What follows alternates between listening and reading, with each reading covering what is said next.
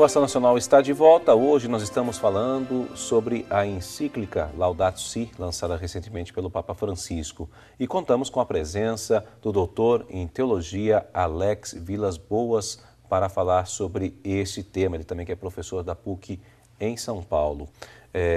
Bom, professor, para a gente continuar nosso bate-papo, o que a gente estava falando a respeito da ecologia, que envolve, porque a encíclica fala isso, porque Francisco escolheu falar sobre isso, né, o Papa Francisco. Nós vamos acompanhar um VT que fala exatamente essa relação dessa encíclica com a ecologia. Vamos acompanhar.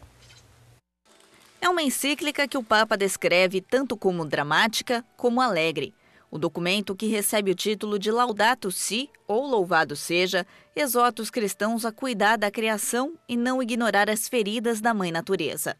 O Papa descreve com grande clareza o que muitos especialistas e cientistas já concordam, incluindo a poluição, que conduz a mortes prematuras, o aquecimento global, que anda de mãos dadas com o aumento do nível do mar e outras condições meteorológicas extremas.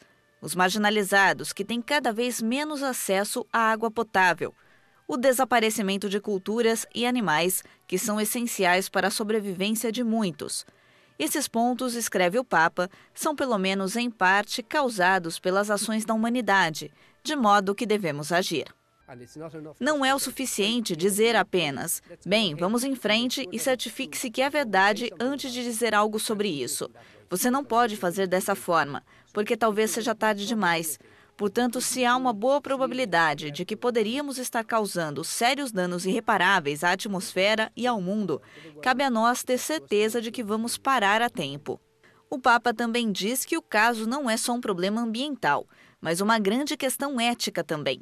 Ele fala contra as empresas que aumentam a poluição e a contaminação em países do terceiro mundo, porque as atividades que elas fazem não seriam aprovadas em nações desenvolvidas. O caso em questão, a Amazônia. Comunidades que nos mostram como olhar a vida de uma forma diferente, através de uma perspectiva única, estão sendo deslocadas.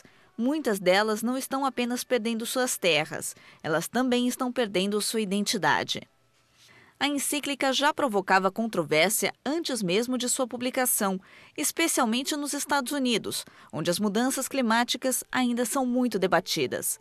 No documento, o Papa lamenta que os esforços para melhorar as condições e cuidados com a Mãe Natureza geralmente morrem por causa da falta de interesse. Ele fala contra atitudes obstrucionistas, mesmo por parte dos que acreditam que podem variar da negação do problema à indiferença, resignação indiferente ou confiança cega em soluções técnicas. Ele exorta os cristãos a abraçar uma chamada conversão ecológica, para viver a nossa vocação de sermos protetores da obra de Deus, algo que não é opcional ou secundário. Ele também aborda os ativistas ambientais. Ele os exorta a não cair em contradição e afirma que quando deixamos de reconhecer como parte da realidade o valor de uma pessoa pobre, um embrião humano, uma pessoa com deficiência, para dar apenas alguns exemplos, torna-se difícil ouvir o grito da própria natureza. A encíclica desafia não apenas políticos, mas a cada um dos cristãos, porque o problema é uma questão ética. A solução, ele escreve, deve incluir uma reflexão interior. O Papa recomenda a admiração à natureza e todo o seu esplendor e grandeza. Recomenda sentar e admirar o seu poder, ao invés de agir como consumidor que quer apenas o lucro imediato. Il mio è dunque un appello alla responsabilità, in base al compito che Dio ha dato all'essere umano nella creazione. Coltivare e custodire il giardino in cui lo ha posto. O Papa escreve: os efeitos do atual desequilíbrio só podem ser reduzidos pela nossa ação decisiva, aqui e agora. Ninguém precisa ser o chefe de uma empresa para fazer mudanças. Pessoas comuns podem ajudar a Mãe Natureza também. Por isso, ele propõe alterar estilos de vida através de pequenos gestos cotidianos, como a reciclagem, a separação do lixo e colocar um casaco ao invés de aumentar a temperatura. Ainda que algumas pessoas acreditassem antes de ler a análise do Papa de que ela não seria 100% precisa, ignorar o estado atual da Mãe Natureza pode vir a ser muito mais perigoso. Bom, tá aí. Então, belo VT que resume um pouquinho de tudo que está sendo dito aqui na encíclica papal. Um fato importante que ele começou falando, ele traduz como dramática, mas ao mesmo tempo como alegre. Como é que a gente pode tirar disso daí? Peraí, porque dramática é também mais alegre. Por quê? Pois é, isso é um ponto que ele levanta ali que é muito interessante, né? Porque essa é a condição humana, né? A situação dramática da vida, uma vida que busca sentido e ao mesmo tempo se depara com inúmeras formas de tragédia, de absurdo, de não sentido, e que a experiência cristã de confiança em Deus é essa fonte de alegria, né? Ou seja, o encontro com o Cristo ressuscitado é o que sustenta a esperança de que o mal não é a palavra final. Então, por isso a gente pode continuar tentando, né?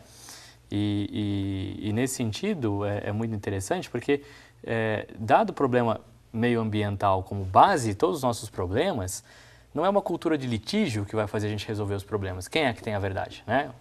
Direita, esquerda, centro, sul, norte?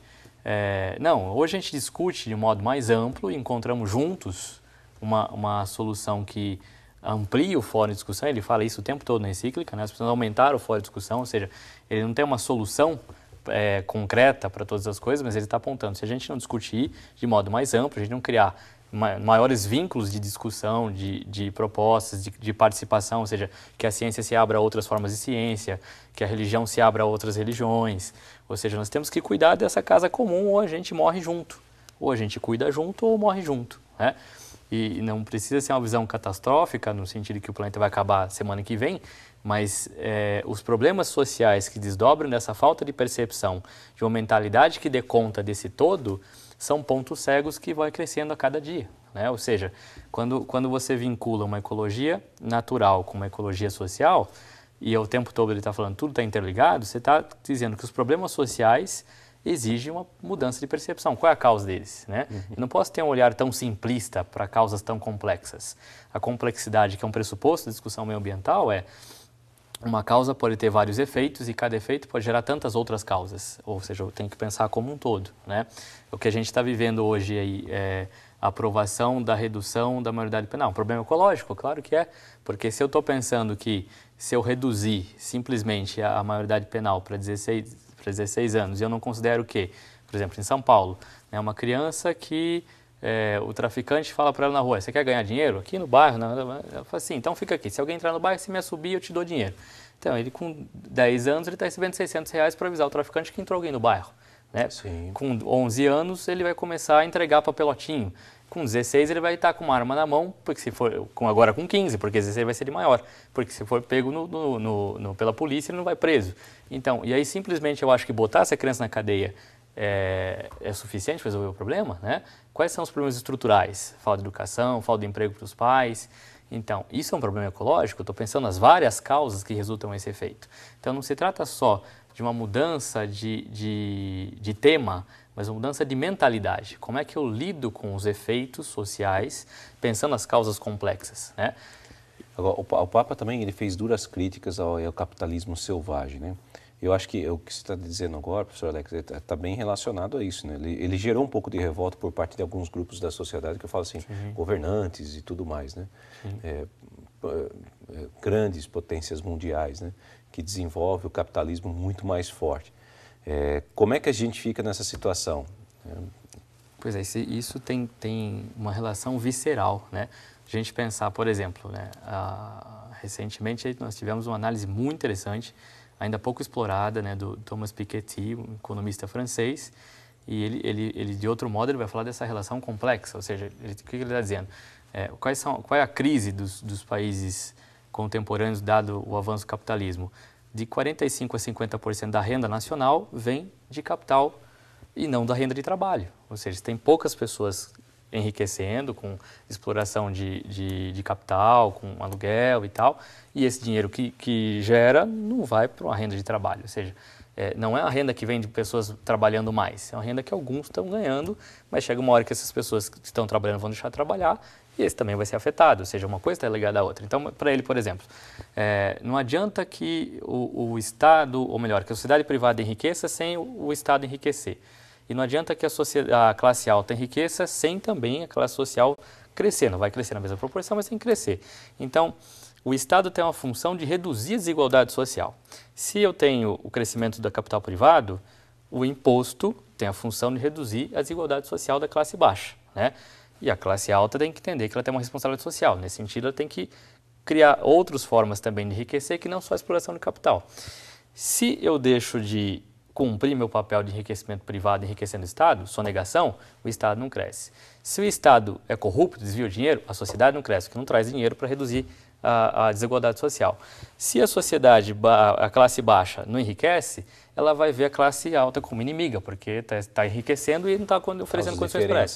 Então, uma coisa está ligada na outra, inevitavelmente, né?